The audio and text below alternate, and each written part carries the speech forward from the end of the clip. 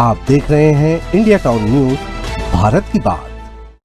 नमस्कार, India town news में आप सभी का स्वागत है। मैं हूं आपके साथ प्रगति ठाकुर। छत्तीसगढ़ में इन दिनों सियासी पारा 7वें आसमान पर है। यूं कह ले कि हर एक मुद्दे को अब सियासत से जोड़ दिया जा रहा है। हाल ही में शिक्षा विभाग को लेकर भी भारी सियासत देखने को मिल रही है। शिक्षा विभाग जब से मुख्यमंत्री के पास गया है, तब से कांग्रेस निशाना साध रही है। छत्तीसगढ़ में शिक्षा विभाग को लेकर कांग्रेस ने राज्य की भाजपा सरकार और मुख्यमंत्री साय पर फिर से निशाना साधा है। कांग्रेस का कहना है कि शिक्षा मंत्री ही तय नहीं हो पा रहे हैं। वहीं दूसरी तरफ इधर भाजपा ने निर्देश, आदेश और रिपोर्ट की तलब कर अधिकारियों पर सख्ती बरत रही है। प्रादेशिक राजनीति के इस खास रिपोर्ट में आपको भी दिखाते हैं कि शिक्षा विभाग को लेकर क्यों हो रहा है सियासी घमासान। गौरतलब है कि छत्तीसगढ़ में विष्णुदेव साय सरकार बनने के बाद कैबिनेट के गठन के साथ ही शिक्षा विभाग सीनियर विधायक बृजमोहन अग्रवाल को मिला। बृजमोहन अग्रवाल 22 दिसंबर 2023 से 19 जून 2024 तक विभाग के मंत्री रहे। जब बृजमोहन सांसद बने और केंद्र की राजनीति में एक्टिव हो गए, तो ये विभाग सीएम विष्णुदेव साय के पास पहुंच गया।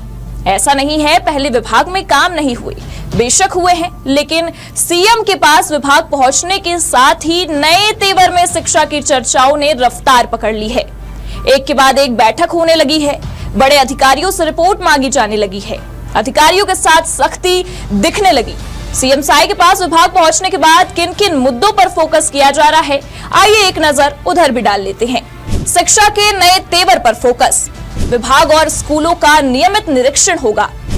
सिंगल टीचर वाले स्कूल में होगी पोस्टिंग। स्थानीय भाषाओं के साथ प्राथमिक शिक्षा पर भी जोर दिया जा रहा है।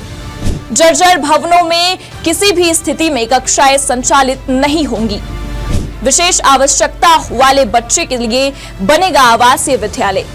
बच्चों को स्कूली शिक्षा के साथ साथ व्यावसायिक शिक्षा भी मिलेगी।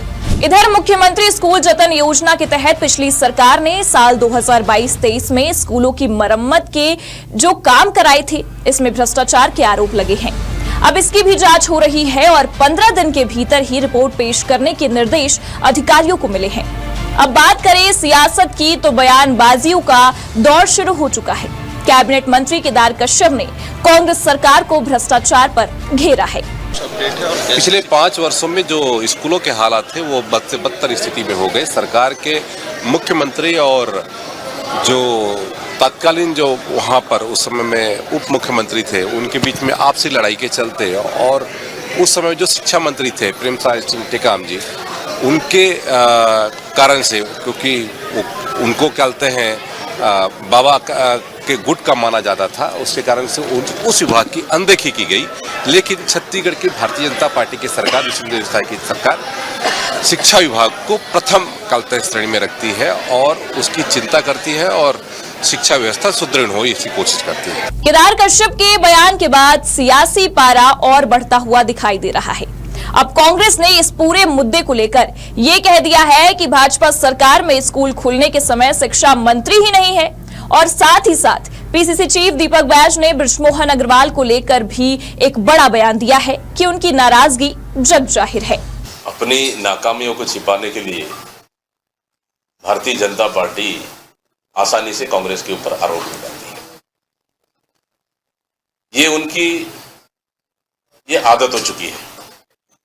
भारतीय जनता पार्टी की सरकार को इस पे जमीनी स्तर पे काम करना चाहिए।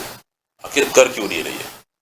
भगवान एक शिक्षा मंत्री को तो सांसद बना दिए, अलग से वो नाराज है और शिक्षा मंत्री बना नहीं पा रहे हैं।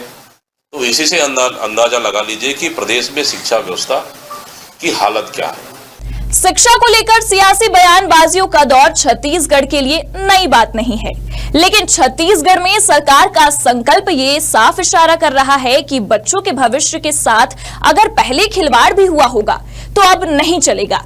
साथ ही साथ चुनावी बिगुल बजते ही छत्तीसगढ़ की सियासत और भी गरमाई दिखाई पड़ रही है।